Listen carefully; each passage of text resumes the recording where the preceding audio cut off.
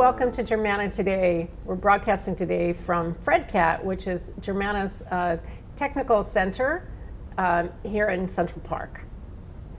I'm with my co-host Ashley Anglin. And I'm with my co-host Cheryl Huff. And we're joined by guests who are also our friends and colleagues, Donna Alexander and Taylor Landry from Counseling at Germanna. Hi. And Taylor and Donna, you're here to talk about the food pantry at Germanna. Is that right? That sounds like an awesome initiative. Yes. So what would you like to tell us about that? How did it get started? Well, it's really exciting. I mean, we saw that there were students obviously in need that would have appreciated having food at the ready when they are hungry. And we had never really surveyed our students, but it was students from time to time voicing concerns about it.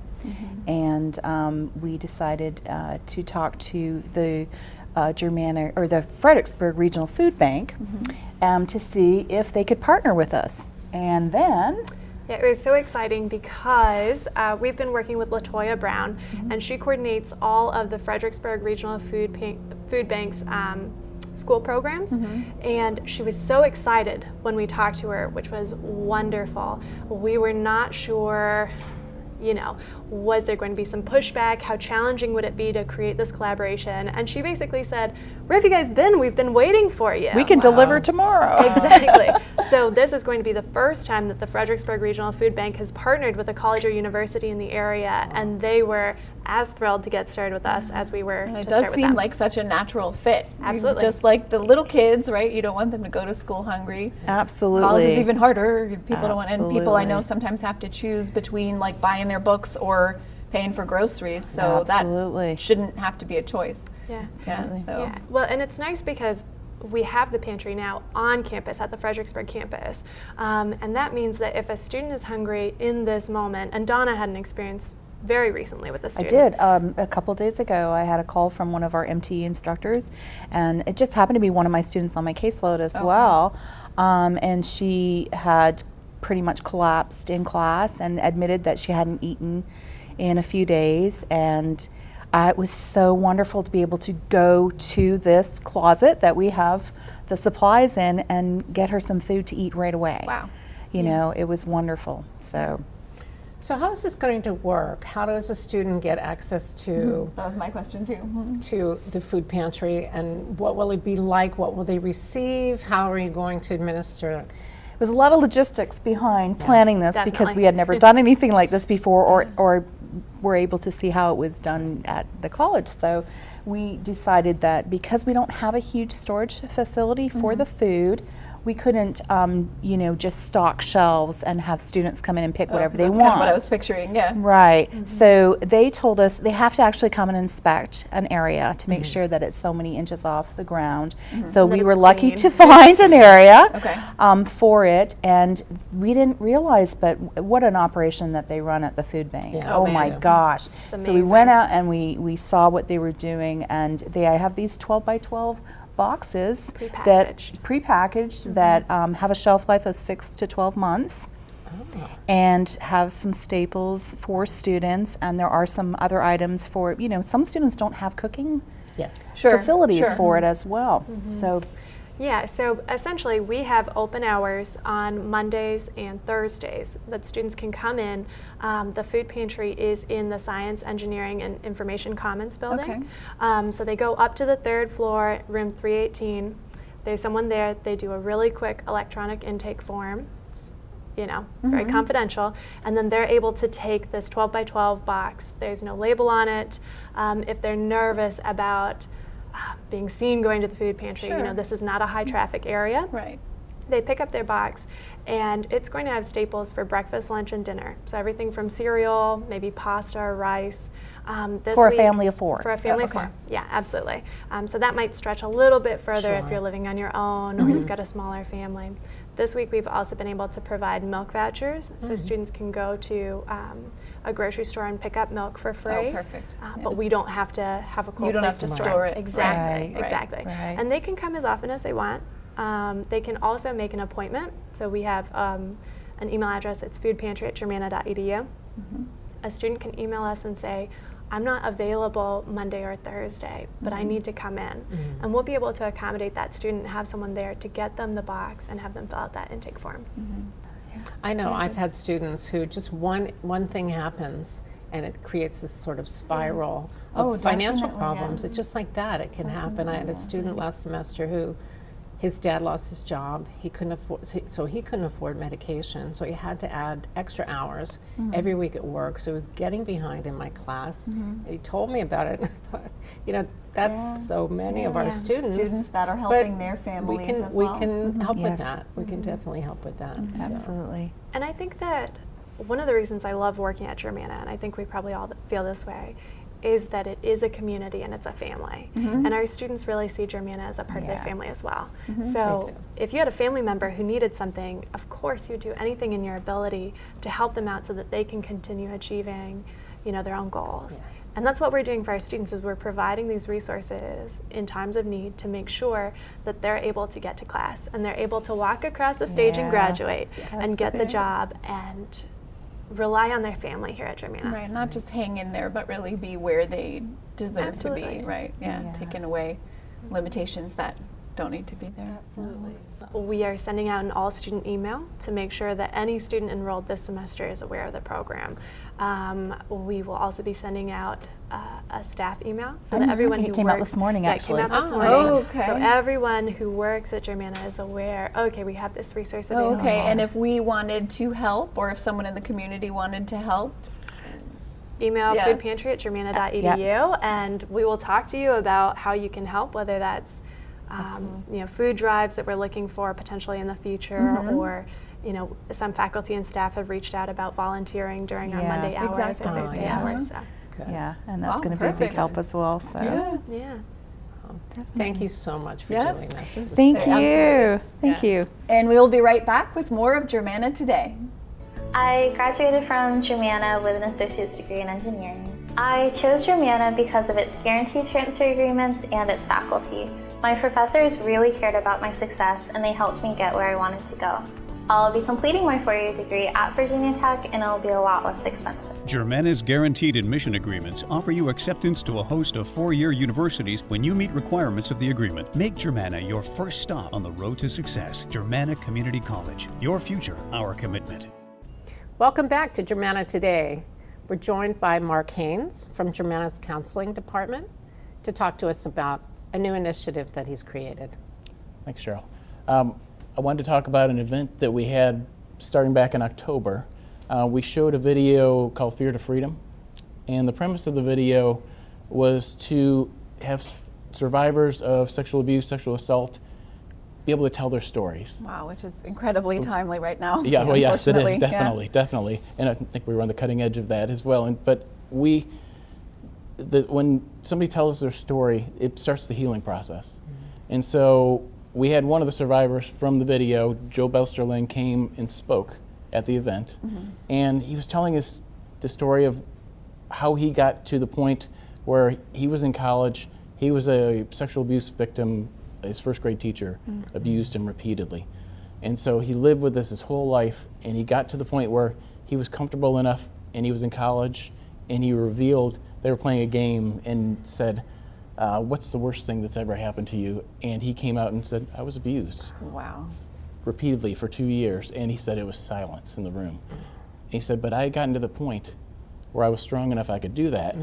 But then a couple weeks later, somebody else who was in that room came back, called him and said, I was abused too. Wow. And started the healing process for her as well. Very good. And so it was a powerful message, and kind of led into some of the initiatives that we're trying to do at Germanna as well. I feel like there's a gap. You said there was silence in the room. It's really positive that people are now starting to feel they can speak out about what's happened to them, but sometimes we don't know what to say in response, right? So Exactly. this is helping with that as well. Exactly. Yeah. And so earlier this year, we started an initiative at Germanna, and we wanted to create a video and telling people how to respond. So should somebody come up to you, a student at Germanna comes to a staff member, a student comes to a faculty member and says, I'm being abused, or my husband is beating me, or I've just been assaulted. People can be taken aback. and they're not sure how to respond, and where do I send them, and who do I send them to, and where are the good resources on campus and in the community, and all that goes through your mind. And so I thought, if we created a video which kind of told folks what's going to happen to somebody when they report that. We also needed to create some information and empower people. And so when this happens, when somebody comes to you, you know what to do. And studies have shown that folks who, when they finally get the courage to come and disclose that something has happened to them, I mean, they're mustering all they can, because this is something that's on their mind, and it's impacting their schooling as well as their life and their sleeping patterns. So Of course. they're coming to you and finally get the courage to do that, and how the person responds to them has such an impact. Well, and just to clarify, we are mandatory reporters, Yes. faculty and staff, and this actually happened with a brand new colleague. I was chair of English, and we had a new English faculty member, and a student revealed to her that she was being abused by a parent and was also worried about a younger sibling and afraid that if she reported it, and at that point, it had to be reported because we're mandatory reporters. That's right. And of course, they went through the whole process, and it turned out to be a huge help, of course, to the student and the student's family. That's good to hear. But I think not everybody knows that we are mandatory reporters, but we don't always know, as you said, what to do next or where Right. to go with it. Right, and so all employees at Germanna are mandatory reporters, which means they need to notify the Title IX coordinator Right. or get the campus security police if it's an emergency, and so that we can act and make sure that that's stopped on our campus. However, there are some students who want to remain confidential. Sure. And so it's that balance of knowing where to send them. And so we created the videos, and in order to do this, we needed some funding. And so we applied for a grant to the Women and Girls Fund of the Community Foundation of the Rappahannock River Region. That's a title. That is a title. And we were awarded the grant for $5,000. Wow, good. great. And so it was a collaboration between counseling services and Title IX, victim services, campus police. And we all went in and promoted our project, and they approved us for the funds. So we created a video which turned into a series of 4 videos. We had student actors for it, and it was really amazing. We put out a notice before summer semester and said, any students interested in participating in a video on dating and domestic violence? And we got at least 50 responses back. Wow. Of I was the lead in my play, Our and I was. students are so talented. Yes, we do have some talent Like on my campus. I probably know those students in community theater, yeah. And so we had tryouts. 10 students showed up. We brought in 5 of those students, and we created the videos using those students. And so the students were playing faculty members. They were pretending to be abused students as well. And we showed different scenarios. And what can happen, and then we get it to a point where the student discloses it, and then we say, what would you do? What we want it to be is reflective. And we want the person who's watching the video to go, what would I do? Yeah. And so how should I respond? And so then we lead them to what happens. The police and security need to be notified. Title IX officer needs to be notified. We contact community agencies that are in the area to help the student with the healing process. But then what's going to happen? So students are aware of this as well. Then the funding also, we created these resource cards. And so we have sexual misconduct resource cards now. And so with these cards, and the way they were created was if a student comes to you and you are the person they're coming to, you've got the one half of the card. Okay. But then So yeah. if you are the survivor or victim of sexual assault or domestic violence, then you can tear that card and Okay. hand them the one half, which includes all the different resources in our area on the back here. And so you've got your Germanna resources on the left-hand side, but then you've got confidential resources on the left-hand side. And the student gets that. And so they are empowered to take control of what's going on here. And, yes. Is this information in the videos? No, it is not. And so we've put these in all the faculty mailboxes. Oh, yes. Y'all should have gotten your copy as Yes, well. yes. Everybody's got and they're in the student lounges. Right. They are in visible places around campus, so students have access to them as well. And so we want the student to know that they drive the process. it is not they're going to tell us something and we have to call the police and we're going to get everyone in trouble. Sometimes the student just needs help and needs healing for themselves. Right. And so they drive that process. This tells them what they can do, the steps in the process, and they're in control of that. Okay. So Very the good. videos that you mentioned, you said there's a series of 4 now. Can you say, like, what are they about? What are the different videos targeting in the discussion? Sure, and there were 3 different scenarios we Okay. created. And so they were focusing on dating and domestic violence, Okay. relationship violence. And so in one of the scenarios, the student comes in and she's wearing sunglasses and sits down and meets with her advisor and says, looks like you've been having trouble this semester, something going on. And she takes off the sunglasses, she has a black eye. Right. Okay. And she says, my husband says I'm getting uppity. I'm taking classes here at Germanna, I'm starting to feel independent, and he's seeing that and he doesn't want me, so he's hiding my car keys. And so then it comes up, what would you do? Right. And so then what the process is, once the student is notified as the faculty member, they notify the Title IX office. We just reach out to the student and say, what kind of help, how can we help you? Okay. If they want to file a formal complaint, then if the abuser is a student at Germanna, there could be sanctions for that. Or in a lot of the cases in a community college, a lot of our students, the abuser is somebody we have no control over. Yeah. So the best thing we can do is support that person. Yeah. Listen to them, be empathetic to them. When somebody discloses something, sexual assault or abuse to somebody, sometimes your first thought is, well, how come you put yourself in that situation? Or people say, were you drinking? And it starts getting the person feeling, wait a minute, who's Right. on trial here? Right. Blaming Which is the They're victim. blaming the completely victim. backwards. Yeah. And so you need to be able to, first thing is just listen and make sure they're safe. And then be empathetic and then have resources for them. Right. Have this card available to them and say, Yeah. you drive the process. This is up to you.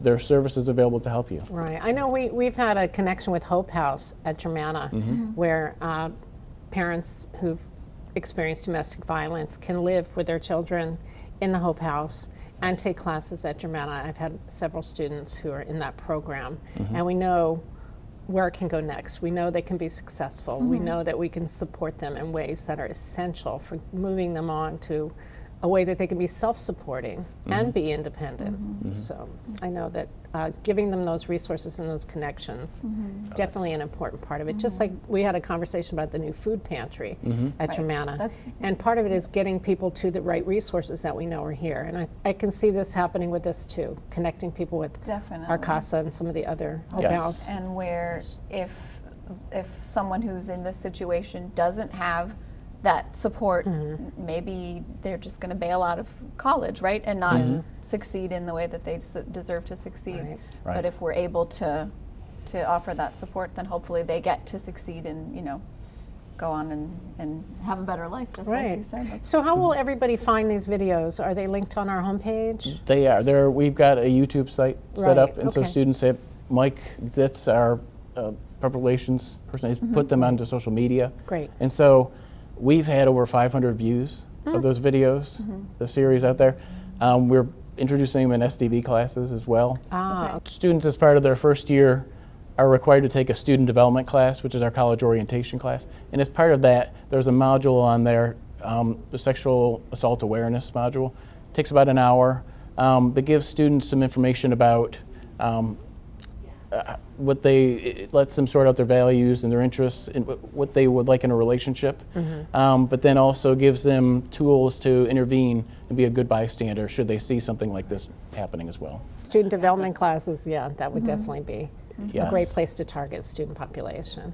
Yes, and we want to empower the community Right. to help folks who are in this need. So what can the community do for the program, or how can they be part of it? I would say help us when we have tabling that's out there. Right. And so we have a victim services officer, Laurel Happy, does a great job at Germanna Yes, yeah. with this. And so she sets up tables, Red Flag campaign in the fall, Sexual Assault Awareness Month in the spring.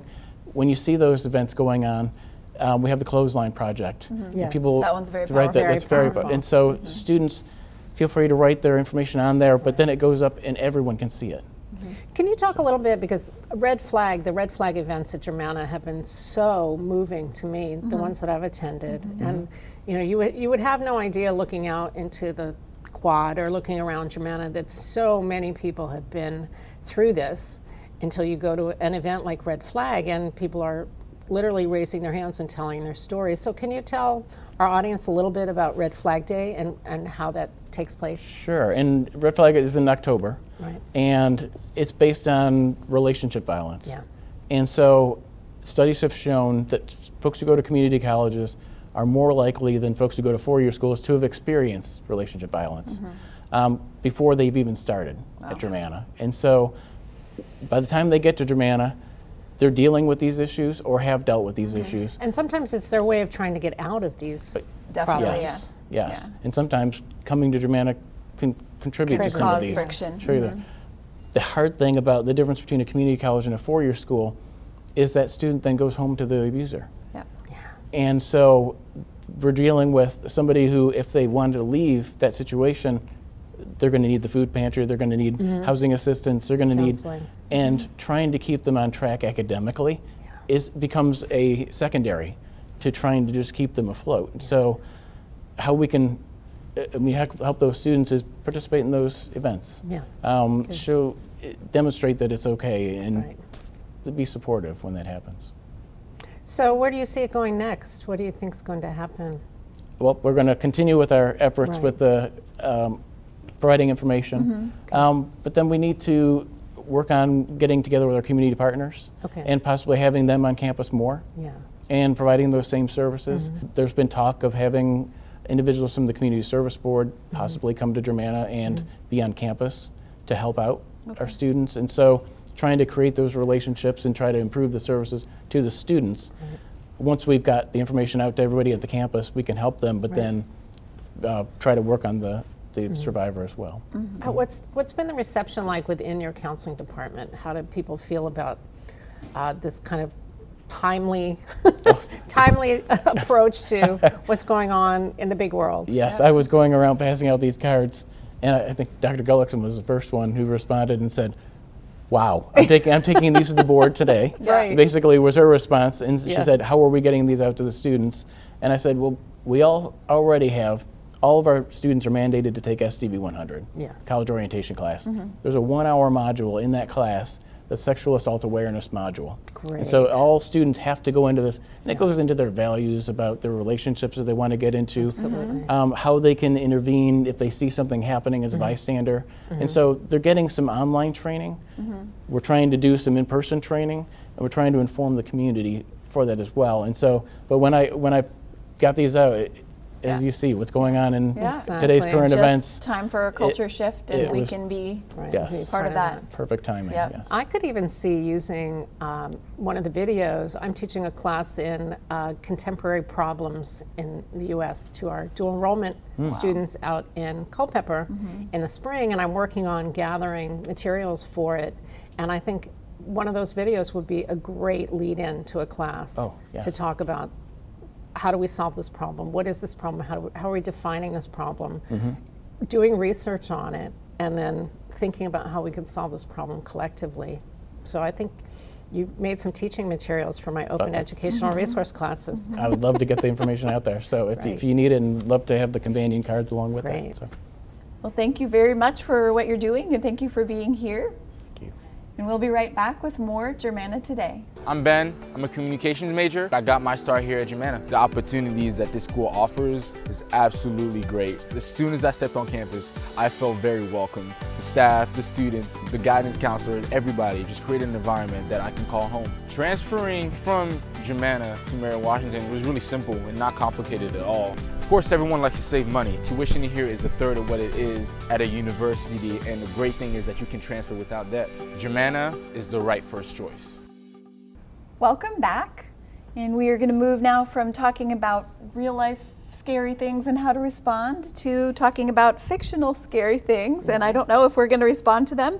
We're here with our colleague, English professor Camille Mustachio, who is the co-editor of Giant Creatures in Our World, Essays on Kaiju and American Popular Culture. So welcome, and Thank you. this is really exciting and different, and not all Germanna faculty do stuff like this. So what can you tell us about it? It was a lot of fun to work on. Monsters are everywhere, real and imagined.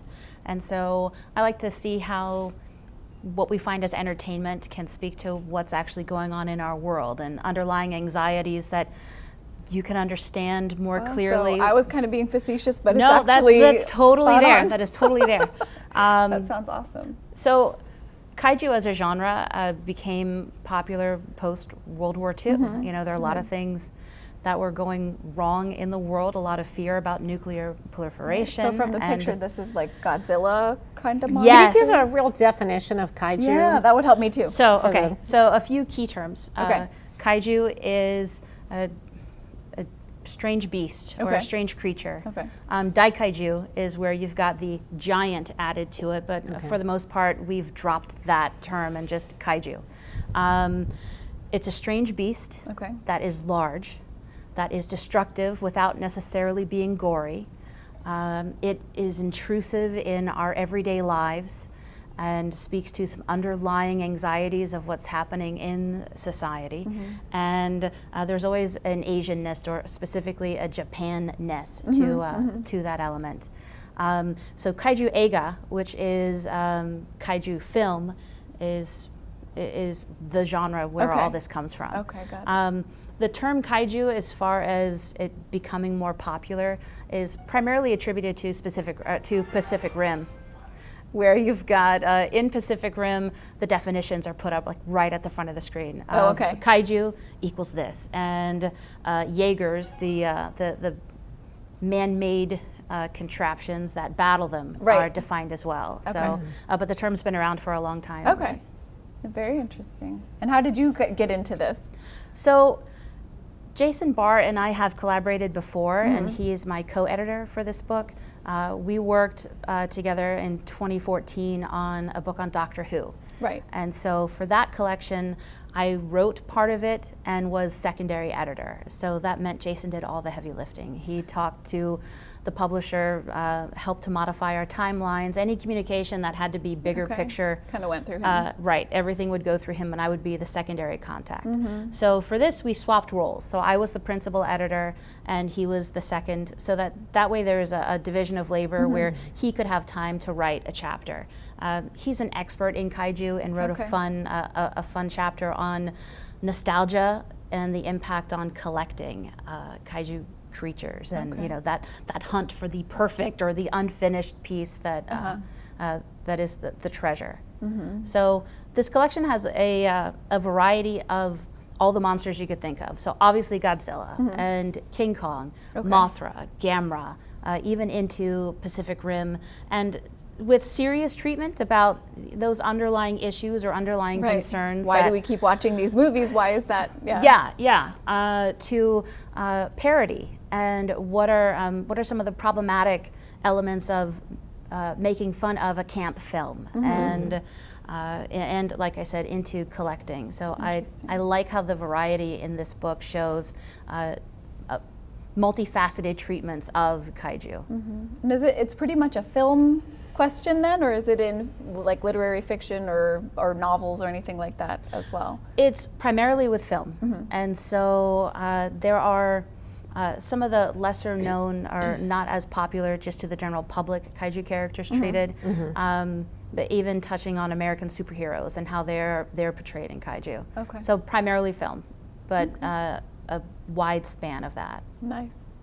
So how far back did you say kaiju goes historically? Does this go back into, say, Japanese folklore, Japanese myth and legend? I like that question. Or did this just kind of pop up when film began because you could make giant monsters look like giant monsters? Well, there have always been monsters, but the specific idea of kaiju is more from 1950s Japan and Toho Films and their work with Godzilla or Gojira. Gojira, Just to start off, there's that nuclear war or Cold nuclear warfare.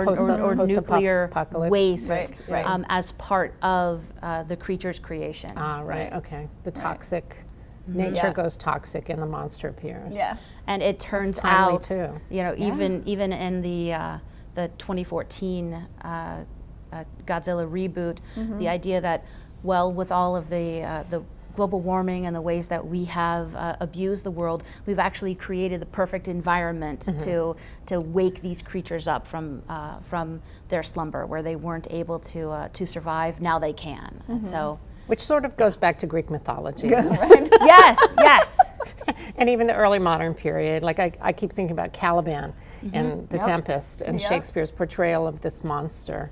And what do we think of him? On one hand, we're so sympathetic. On the other hand, we think he's hideous and does horrible things. And in fact, he is a sexual predator, which to really connect our themes here today. So does your book get into the connections with other literary forms, or does it also, is anime part of this, or any other Japanese TV, film? More other Japanese TV and film, sure. That's part of it. It's Ultraman, Kamen Rider. Right. That you can't have a book without them. Right. Right. And do you get to use this stuff with your students at all? We're all professors pretty much in the same department, so I have to ask. So that's where the fun of writing about popular culture comes in. While I haven't used kaiju in the classroom, I have talked about the psychology of fear and the catharsis of being terrorized, but knowing that you're safe. You're in a movie theater, so you can pause and see this fantasy world and think about the real live connections that you have, or the real world connections that you can make. Pop culture is significant in all of my classrooms, and so while my English 112 course book is an epic fantasy novel, I don't have giant monsters in there. They're Maybe life-size. it's time, Camille. Medium-sized monsters. Medium-sized monsters, sure. Well, this is perfect for the classroom because students, hey, I get to talk about giant monsters, or we're going to watch movie clips. Wait, what's happening? And how does this relate to rhetoric and propaganda? You know, that's significant. Japan in particular had to figure out how to articulate their demilitarization and then their quasi-remilitarization with defense forces. And so they're portrayed heavily in these films, and wondering, how are they actually able to save anybody if they aren't allowed because of the fallout from World War II? There's also a sense of otherness. Japan had to create a new description for bomb-affected people. So a new description of another kind of human. And so looking at a monster could certainly be seen as a parallel to if I have survived, but I'm not really sure of where my placement is in my community, how might I be seen as an other? So those are kind of terrifying elements. And when you look more closely at film and ask questions, you're able to gauge yourself and how you respond to them, just as much as what you're able to glean from the visual.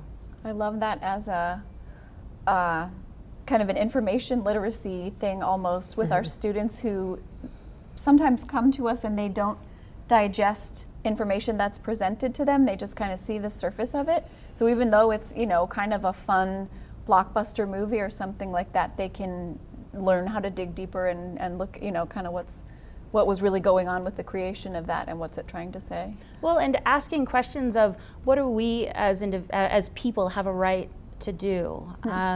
In looking at the Kong Skull Island, there are creatures who are living on their own, and Kong is over, you know, taking care of everybody, it seems. And what do?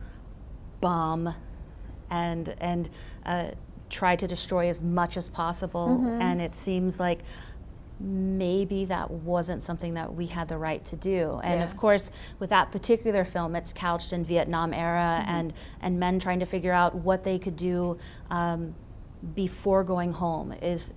Let's have one more mission, and what would that entail? Wow. So there's scientific discovery and adventure, but then let's weaponize and let's destroy rather than study. So terrifying to think of maybe tendencies that we might have in our own societies. But again, kind of playful, because we don't expect to find a giant creature. Right. But when it our never military turns out acts. well for the creature. That's the No. sad No, part. it never does. No. So can you tell us a little bit, you and Jason were the co-editors, and you said that Jason had written a chapter. Yes. And tell us about the other writers for your anthology, like who contributed to this? So this is where my English professor nerdiness comes out, because this was so much fun. Jason and I, we haven't been in the same zip code since 2012. He's at Blue Ridge Community College. He is an English professor at Blue Ridge, yes. And we were at a Chancellor's Developmental Institute, and he had a shirt on that was styled after Run DMC, and it was Run DLK for Run Dalek, because if you encounter a Dalek, you know, our you great, should write our Doctor great Who. baddie Yes, from Doctor Who Doctor Who, reference, yes. run. That's Right. So I ended up explaining his shirt to our table mates, and then we just started chatting after that. Of course. And so in both of our book projects, our work has been primarily through Google Drive, Facebook Messenger, and email. It's been wonderful. So what we did in May 2016 is send a proposal to McFarland, which is a small publishing company, wonderful to work with in North Carolina. Okay. And they approved the project, and we sent out a call for papers. And the tricky part with being a full-time professor and a writer or an editor is balance. And so when we set up our timeline, we said, well, make sure that it doesn't hit at those heaviest times of the semester for us. You know, I remember you asking me to contribute to your Doctor Who book, Shakespeare and Doctor Who. Yes. And at a faculty meeting, I remember looking at you like, yeah, on top of my 6 classes, my department chairing, my grant work, and I was like, sure, I would love to do that, but like, can you get me a sabbatical for a semester? Right. See, that's the trick. And so it's hard. So what we have found is a really good avenue into academic publishing to edit a collection, because the heavy lifting comes with writing an entire piece on your own. Yeah. And so, and then editing and submitting for peer review. And so that seems to be a pretty significant endeavor without some kind of support or a very forgiving timeline. So for this one, what we established as our timeline was whenever we would have proposals sent in, make sure it was during the summer. Yeah. So proposals were due in July. And then I crafted the welcome aboard, here's our plan, and what I also call the breakup letters of thank you so much for submitting a proposal, but it doesn't seem like it will work the best for our current collection. And then they had most of the rest of the summer and then into the fall to get a first draft to us, and then a second draft. And again, making sure that those deadlines hit where we would have plenty of time to offer feedback before and after the midterm period. And then making sure that the next round of feedback would be at the end of the semester. So, Right. so it made sense for us. So it was possible to balance all of those other So maybe we responsibilities. just need to start a publishing company by professors for professors. And we could ready. base it Let's do it. completely on that timeline plan. Yes. Well, it works out beautifully because I turned in the final manuscript after lots of gentle prodding at times, or restructuring if there's an essay that doesn't seem like it's going in the direction that the proposal seemed like. Okay. Kind of like teaching English. Yeah. And then the January timeline was, okay, before my next semester starts, here you go. You've got, the publisher has the manuscript, and then they can figure out their own timeline. So that'll be my plan when I continue writing and writing on my own, to say, okay, let me look at my timeline. I have the control of a syllabus, and I have an academic calendar to work through. Absolutely. And that way I can keep my sanity and make sure that I'm spinning all those plates properly. But I love the challenge of writing a book like this and of editing a collection because it gives me credibility in the classroom to say, hey, I understand writer's block. I even I put up a picture of my workspace, and you can see a cup of tea. Messy. Really? You had a cup of tea? Really? I know, that's so surprising.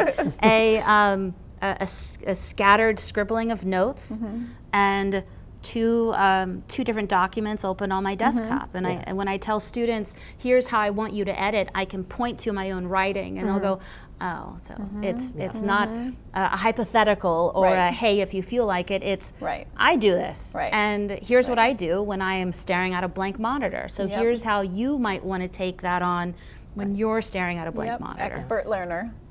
So that I still get those drafts in on time, and I still get those finals, and I don't want it when it's perfect, I want it Wednesday kind of a mentality. So it works well for them. And for me, it's fun. And it's good for you to be in their position as well. Yes, that's always helpful. It helps to gain a little bit of empathy. Yes. Yes, because we can forget. Sure, So, and you know I'm going to pitch you to create your next book, Creative Commons licensed, to be open, to be an open educational resource, like Neil Gaiman and lots of other people have done with their publishing. You can have your for profit, and you can have your openly licensed, and then we could all use them in our OER classes. I love the idea of that. I'm in talks for another book project that will be with McFarland, so I don't see it for this go round, but I plan on posting my lesson plans that I use with The Name of the Wind, which is the epic fantasy novel I use for 112. So it can be used as a teaching guide. Very cool. Well, thank you so much for coming and thank you telling us about this. We definitely need to read it. Oh, yes. Obviously. We're stealing Camille's copies right here off the table. This is actually my copy. Even the one with the notes in it. Well, and it's a fun collection with contributors from all over the world. So it's not just multiple U.S. perspectives, but writers from Argentina, Japan, England, and Australia. So that's been a lot of fun to get different takes from a variety of scholars. Definitely. All right. We're going from faculty success to student success. We're going to hear from Bobby Hebert. His son and daughter went through Germanna. They were incredibly pleased with the community that they found there and the help that they got to complete their degrees. Both of them are actively participating in our community. His son has a business and his daughter is a nurse. When it came time to go to college, I think I would have preferred my kids go to a four-year college. That's where I went to. We did not have $40,000 a year. Plus, it wouldn't have really worked for Matthew. He was only 16 and a half. He had been homeschooled. He wasn't ready for college. I'll tell you what sold us. It was the tour of the campus. We dropped in. I just wanted to explore a little bit. The counselor dropped everything. She gave Matthew an hour tour of the campus. He was already starting to connect with people here on campus. We knew this is the place. This is the place Matthew is going to take that jump from homeschooling into the career that he was going to find. I would say the transition, it was beautiful. It was a ramp up, it was a blooming that came so fast, we didn't recognize him within a couple of weeks. I watched him over the next 3 years take on new challenges. He ran a rescue squad. He was doing so many things in our community. The community part is what I love best about a community college. He's part of this community, he's adding to it. He's 26 now. He still runs the rescue squad, he works locally, and he's getting ready probably to buy his second house. Going to a community college was never in the plans for my daughter, Anna. She was a straight A student. She had scholarships, she had offers. She was ready, but 6 weeks before she was to head off to a university, she came down with a major illness. It sidelined her. Her world was crushed. I remember those days. I remember the treatments. And I remember what emerged out of those treatments. She was determined. She was going to take the hardest thing she could find to do and master it. She looked around. She said, nursing is hard. I'll go to Germanna and I will take a nursing course. Well, she went to Germanna and she graduated Germanna. She graduated the very top in her class. She conquered it. The job offers came rolling in. I was so proud of her. I continue to be proud of her, both of us, my wife and myself. because she didn't move off after she got her nursing job. She's serving right here. She's a crisis intervention nurse. She's the person you want when things go bad, because she knows what it's like to have things go bad, and she knows what it's like to get a new dream. That's what Germanna Community College gave to her. My daughter was determined. She was not going to be held back from being a nurse. She would do anything, and she did anything, and the classes were hard, and she endured. My son wanted to start his own business when he started here. He's selling insurance now. He's doing fantastic. He worked hard. Germanna gave them the challenges and the tools they need, and it did in a way that Mom and Dad could actually afford. It was a dream come true for us. We appreciate the Hebert families sharing that information with us about how well Germanna served their family. Yes, thank you, Hebert family, for continuing to stay in touch and let us know of your successes. Thank you to Camille Mustachio and to our other guests from today. And thank you for watching another episode of Germanna Today.